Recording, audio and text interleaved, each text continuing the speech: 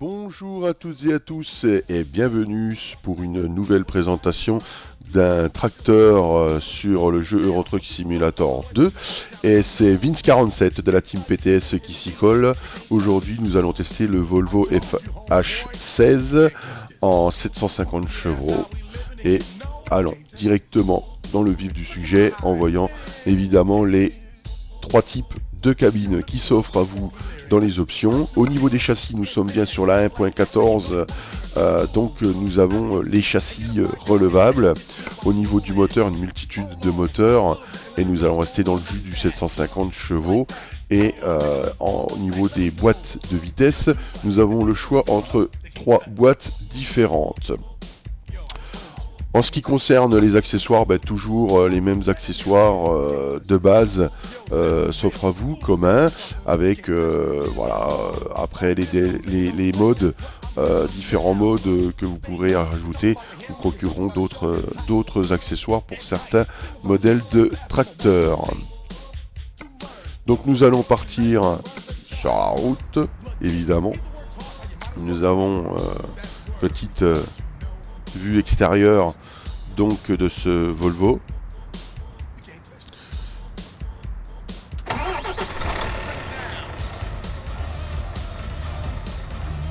Ça tourne bien.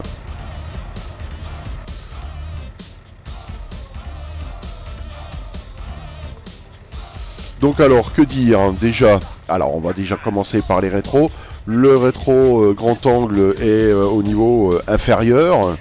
Nous avons une bonne visibilité dans les rétros. Ensuite, nous avons l'antéviseur qui se trouve dans le coin supérieur droit du pare-brise. Bon, c'est pas très utile à cet endroit-là, je trouve. Et ensuite, le tableau de bord. Alors le tableau de bord, nous avons donc un compteur avec un double compteur, compteur contour, voilà, au niveau intérieur. Et nous avons un affichage digital par rapport au rapport sélectionné. Et nous avons l'affichage, donc là il est marqué 0 km/h, mais c'est l'affichage du régulateur de vitesse. Nous avons évidemment, et c'est ça qui est bien sur le Volvo je trouve, l'affichage clair des jauges de carburant sur la gauche et sur la droite la capacité du réservoir ainsi que la consommation instantanée et la consommation, la moyenne de la consommation et différentes informations. Là nous avons le régulateur, la vitesse du régulateur. Nous avons évidemment l'affichage du point de parc en rouge et nous avons donc l'affichage aussi du ralentisseur qui qui utilise 3 crans comme la plupart des tracteurs, hein, si on remarque bien, et ainsi que la pédale de frein qui est illustrée. Alors nous allons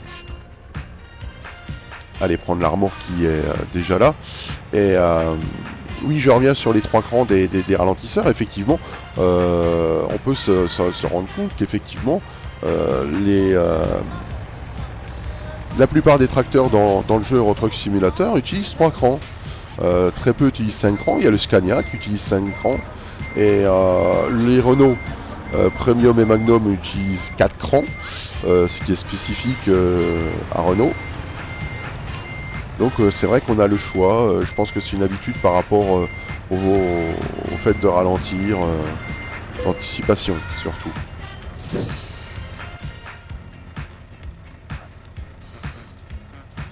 Voilà, on va allumer les feux et on va donc partir tester ce Volvo 750, donc qui est le tracteur d'origine dans le jeu Euro Truck Simulator le plus puissant au niveau motorisation. Maintenant, comme bon, vous avez le 730 de chez Scania qui est à peine en dessous, et le MAN à 680 qui est un bon compromis entre puissance et maniabilité, je trouve. La petite particularité du Volvo 750 chevaux, est-ce que, bon, effectivement, la puissance, c'est le plus puissant, et contrairement aux idées reçues, c'est le plus économique au niveau de carburant, puisqu'il emporte, là on n'a pas le plein, mais il emporte un réservoir de 1400 litres. Donc là, il nous reste 1000 litres, et on peut encore faire 3135 km attelé. Donc, ce qui est quand même relativement très intéressant. Le Volvo est effectivement le plus économique. Ce qui est quand même un avantage pour faire les longues distances.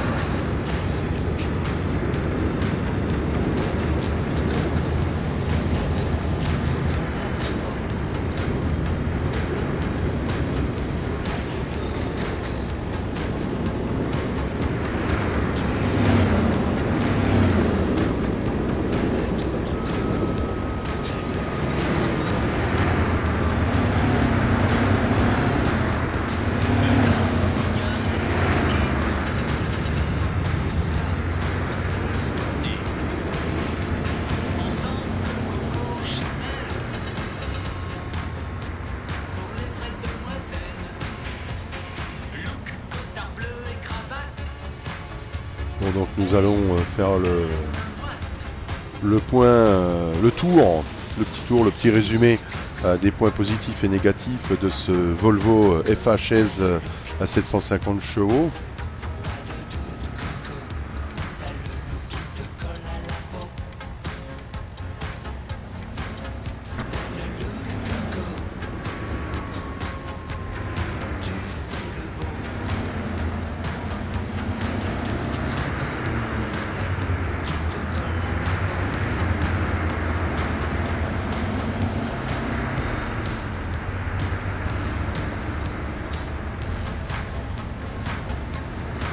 On va aller se garer.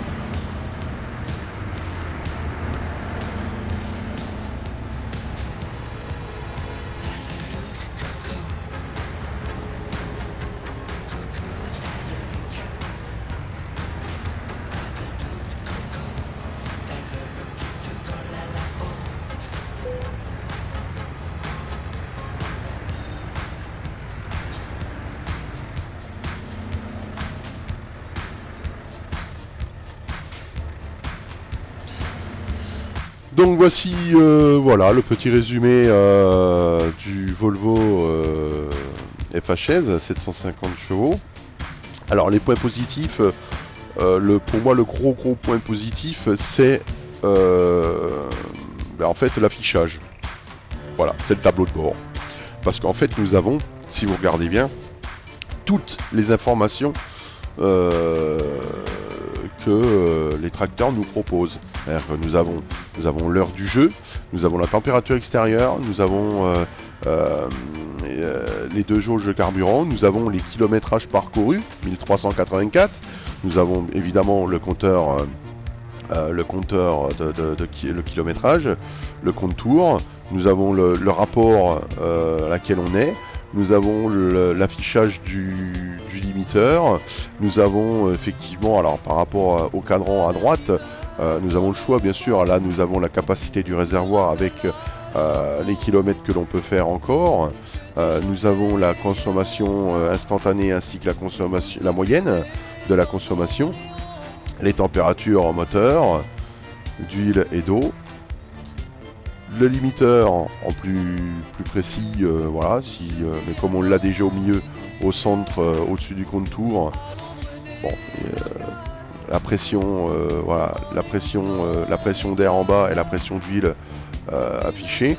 Donc voilà, nous avons toutes les informations.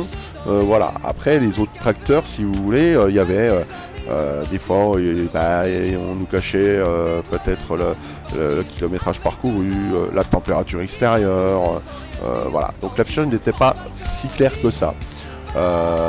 Maintenant, aussi au niveau du moteur, 750 chevaux, la particularité, l'avantage aussi de ce tracteur, c'est que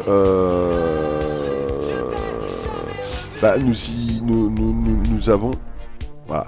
Nous avons l'avantage de ce tracteur, c'est que nous avons donc un tracteur très puissant, 750 chevaux, et que effectivement, donc ce qui a un avantage dans les montées avec des charges lourdes. Mais par contre, nous avons l'avantage, c'est que c'est celui qui consomme le moins. Bon, certes, il a un réservoir de 1400 litres en simple essieu, je précise, puisqu'en double essieu, par exemple, si on prend du 6x2, le réservoir descend à 600 litres. Mais il reste toujours, on va dire, par rapport aux autres tracteurs, effectivement, le plus économique, parce qu'il consomme le moins, il se régule le mieux au niveau de la consommation. Maintenant, les points négatifs. Les points négatifs de ce tracteur, voilà, peut-être la tenue de route, effectivement. Donc bon, la tenue de route est due quand même à la puissance du moteur. Effectivement, bon, après tout dépend comment on roule, tout dépend, voilà. Il y a beaucoup de paramètres à prendre en compte. Alors effectivement, le Volvo a tendance à pas trop tenir la route dans les virages. Bon. Après, il faut peut-être ralentir un peu plus, anticiper un peu plus, juste, voilà, pour pas... mais bon, après, est-ce que c'est pas dû à la puissance? Bon, ça... voilà, après c'est un avis personnel. Donc sur ce, nous avons fait donc le tour de ce Volvo. Maintenant, laissez des commentaires. Je tenais quand même à revenir sur un petit point aussi... voilà, dans les commentaires sur les vidéos, que ce soit sur les présentations des tracteurs ou sur d'autres vidéos qui sont sur la chaîne YouTube, on nous pose toujours la question, et j'aimerais y répondre moi aussi, savoir quelle configuration on a pour